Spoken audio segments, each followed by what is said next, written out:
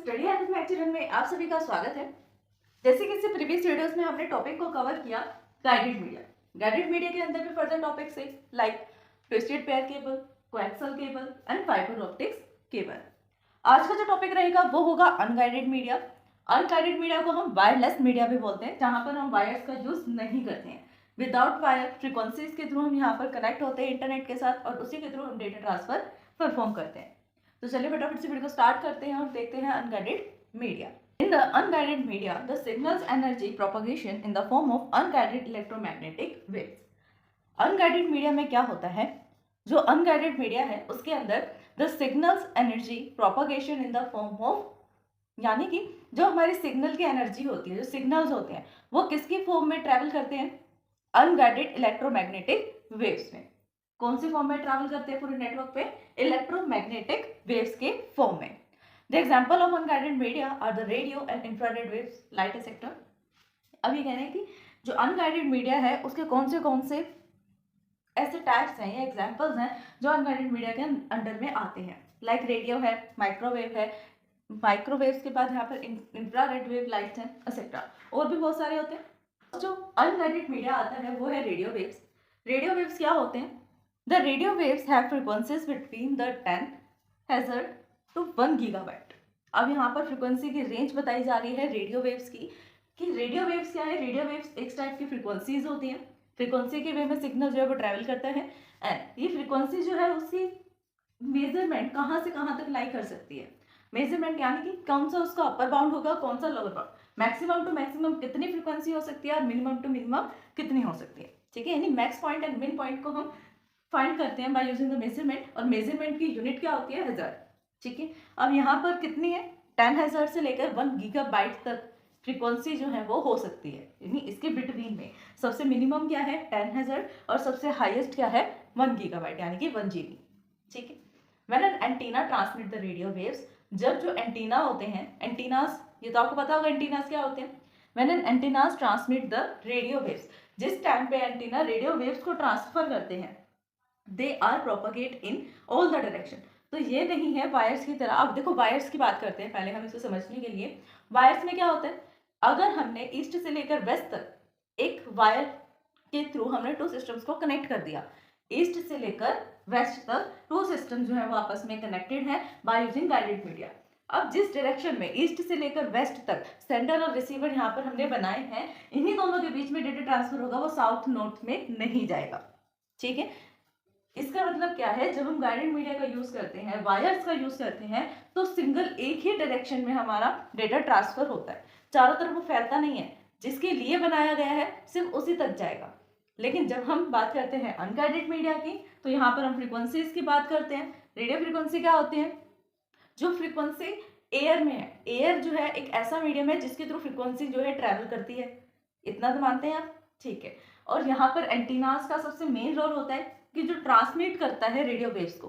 एक antenna, like आपने radio देखा होगा, आजकल तो फोन्स में रेडियो आ गए, लेकिन उससे पहले रेडियो फिजिकली रेडियो आते थे, उसके अंदर आपको चैनल फिक्स करना होता था एंटीना के थ्रू, आपको वहां पर देखना होता था कि किस एंटीना के थ्रू यहाँ पर फ्रिक्वेंसी आ रही है, कितनी रेंज में आ रही है, कौन से चैनल पे आपने जाना है, कितनी फ्रिक्वेंसी आपको वहां पर यूज करनी पड़ेगी, वो सब वहां पर हमें करना पड़ता था।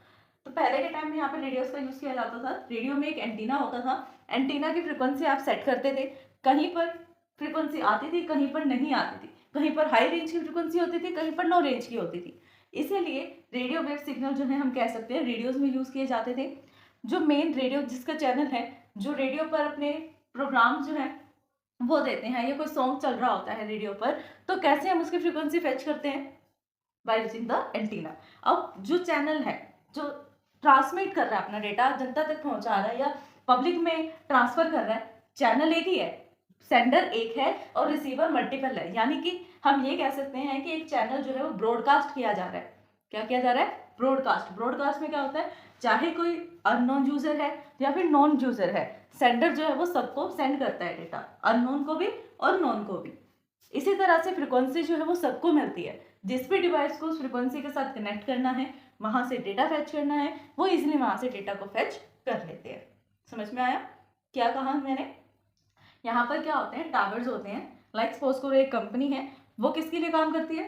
रेडियो के चैनल पे काम करती है। उनका रेडियो पर चैनल है, वहां पर वो सॉन्ग्स चलाते हैं। ठीक है, यहाँ पर इतना हमें समझ में आ गया। अब सॉन्ग्स चल रहे हैं, सॉन्ग्स को सुनने वाले यूजर भी होंगे, वो सुनेंगे कहाँ पर? रेडियो में। यही बात। अब रेडियो हमारे पास है, चैनल वी डोंट नो कि कहाँ पर है, कौन सी कंट्री में है, वहां से यहाँ तक फ्रीक्वेंसी कैसे मिलेगी बताओ? एयर के थ्रू मिलेगी। एयर के थ्रू भी कैसे मिलेगी? बीच में कुछ ना कुछ ऐसे ट्रांसमीटर्स तो होंगे ना जो ट्रांसफर करने में उससे हेल्प कर रहे हैं, और वो ट्रांसमीटर्स हैं एंटीनास। एंटीनास जो है बीच बीच में टावर्स हैं, वो कनेक्ट करते हैं।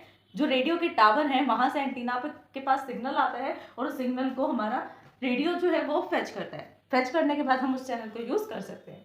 इतना समझ में आया कैसे होता है? तो यहीं पे ये लिखा हुआ है कि when an antenna transmit the radio waves, जिस टाइम पे हमारा एंटीना ट्रांसफर करता है, ये ट्रांसमिट करता है रेडियो वेव्स को, they are propagate in all the direction. तो वो एक सिंगल डायरेक्शन में नहीं करता, वो एयर के थ्रू ऑल डायरेक्शंस में, east west north south, east west north south, हर एक टाइप की डायरेक्शन में वो सेंड करता है। ये समझ में आ रहा है कि हर एक डायरेक्शन में आपको फ्रीक्वेंसी मिलेगी, कहीं पर कम मिलेगी, कहीं पर ज्यादा मिलेगी, बट फ्रीक्वेंसी जो डिस्ट्रीब्यूट होती है वो हर एक डायरेक्शन में होती है। This mean that the sending and receiving antenna do not have to alignment. इसका मीनिंग ये है कि सेंडिंग एंटीना और रिसीविंग एंटीना उनकी कोई फिक्स प्लेस नहीं है, वो जहां से चाहे डेटा सेंड कर सकते हैं, जहां से चाहे फ्रीक्वेंसी को फेच कर सकते हैं। And sending antenna send the waves. Sending antenna जो है जिसका काम ही फ्रीक्वेंसी को सेंड करना है, वो वेव्स सेंड कर रहा है, फ्रीक्वेंसी सेंड कर रहा है। Date can be receive by receiving antenna, जो रिसीवर एंटीना के थ्रू रिसीव हो रहा है। सेंडर सेंड कर रहा है वेव और रिसीवर रिसीव कर रहा है बेस्ड ऑन द वेवलेंथ। अब यहाँ पर ये किस चीज के ऊपर बेस करेगा? वेव की लेंथ कितनी है, यानी कि एक साइकिल की पूरी वेव की, जो आपको एक वेव मिल रही है सेंटर की तरफ से, उसकी लेंथ कितनी है, कितनी उसकी स्ट्रेंथ है, और उस ट्रांसमिशन का पर्पस क्या है। सेंडिंग एंटीना इस पर्टिकुलर वेव को सेंड ही क्यों कर रहा है, उसका पर्पस, ये सब चीजें यहाँ पर इंपॉर्टेंस रखती हैं रेडियो वेव में। देखिए ये आपको डायग्राम दिख रहा है, डायग्राम में क्या है, ये ग्राउंड सरफेस है, इस ग्राउंड पे एक टावर है, ठीक है, ये टावर बना हुआ है, ये रेडियो की फ्रीक्वेंसीज हैं। ये टावर के यहाँ पर जो एंटीना है, इस एंटीना के थ्रू क्या हो रहा है, रेडियो की वेव्स निकल रही है। ये सेंडिंग एंटीना है, ठीक है, इसी से सेंड होगा, इसी से रिसीव होगा, बट किस टाइम पे वो सेंडिंग एंटीना है, किस टाइम पे रिसीविंग एंटीना है, वो उसके खुद की फंक्शनैलिटी पर बेस करता है, किस टाइम वो सेंड कर रहा है, किस टाइम फ्रीक्वेंसी को रिसीव कर रहा है। इसका मीनिंग ये तो नहीं है ना कि एक एंटीना अगर सेंड कर रहा है तो वो रिसीव नहीं कर सकता, कर सकता है, but not the same time. अगर सेम टाइम पे करेगा तो जो वेव्स हैं, फ्रीक्वेंसीज हैं, उसके अंदर मिसमैच हो जाएगा, कंपोजिट सिग्नल्स बन जाएंगे, जिसके कारण डिस्टोर्शन हो सकता है और नॉइज एंटर हो सकता है। ठीक है, यहाँ पर सिंपल है, कुछ भी नहीं, बिल्कुल सिंपल सा डायग्राम है। आपने टावर बनाया और यहाँ पर आपने फ्रीक्वेंसीज को दिखाया कि यहाँ पर रेडियो की वेव्स जो है वो ऑल डायरेक्शन में, किसी एक सिंगल डायरेक्शन में नहीं, ऑल डायरेक्शन में यहाँ पर ट्रांसमिट हो रही है। एप्लीकेशंस क्या है रेडियो वेव्स की? AM एंड FM रेडियो में हम इसका यूज करते हैं, एम्पलीट्यूड और फ्रीक्वेंसी वाले मैनेजमेंट में हम यहाँ पर यूज करते हैं रेडियो का। और कहाँ पर यूज किया जाता है? कॉर्डलेस फोन्स में, ठीक है, ये पुराने टाइम में कॉर्डलेस फोन आते थे, अब तो सब स्मार्टफोन्स ही आते हैं। टीवी में यूज किया जाता है, पेजिंग में यूज किया जाता है, वॉकी टॉकी सेट में यूज किया जाता है, जो अभी भी यूज होता है। एडवांटेजेस क्या है यहाँ पर? चीपर कॉस्ट है, यानी ज़्यादा महंगा नहीं है। Waves can travel long distance, जो वेव है, जो वेव्स ट्रांसफर हो रही है सेंटर के थ्रू, सेंडिंग एंटीना उसको ट्रांसफर कर रहा है, वो सब वेव लॉन्ग डिस्टेंस को ट्रैवल कर सकते हैं बिकॉज ऑफ एयर, क्योंकि एयर ही एक ऐसा मीडियम है जिसके थ्रू रेडियो वेव्स जो है वो चारों डायरेक्शन में, हर एक डायरेक्शन में ट्रांसमिट की जा सकती है।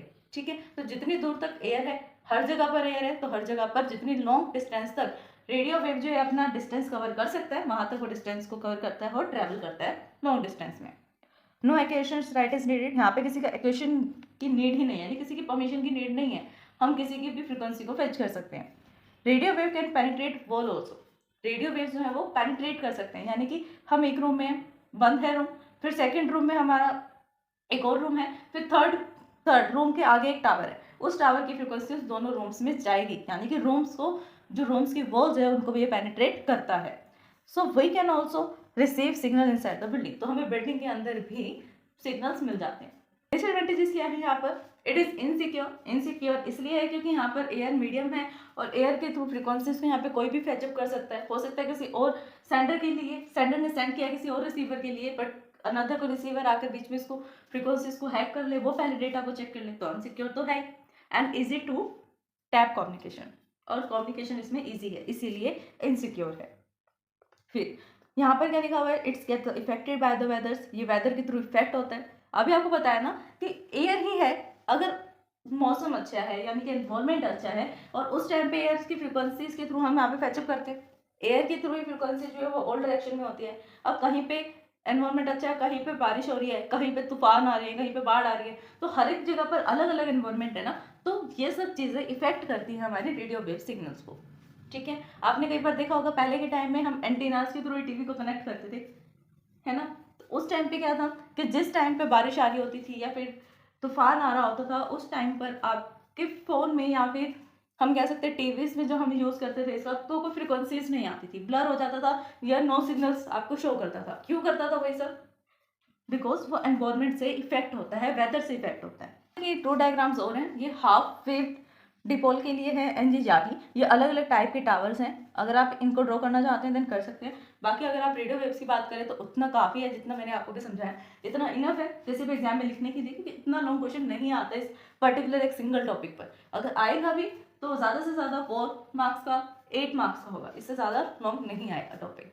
अगर फिर भी आप इस कंटेंट में इन टॉपिक्स को, इन डायग्राम्स को ऐड करना चाहते हैं देन यू कैन। तो स्टूडेंट्स यही था हमारा आज का टॉपिक। आज हमने डिस्कस किया radio wave signals and unguided media. I hope कि आपको ये टॉपिक समझ में आया होगा। अगर फिर भी इस वीडियो को समझने में आपको कोई डाउट आते हैं देन आप हमें कमेंट कर सकते हैं। वीडियो पसंद आए तो लाइक शेयर सब्सक्राइब करना, कमेंट करना ना भूलें। आपने सब्सक्राइब कर दिया तो अपनी फैमिली में अपने फ्रेंड्स से सब्सक्राइब करवा सकते हैं। Thanks for watching my video.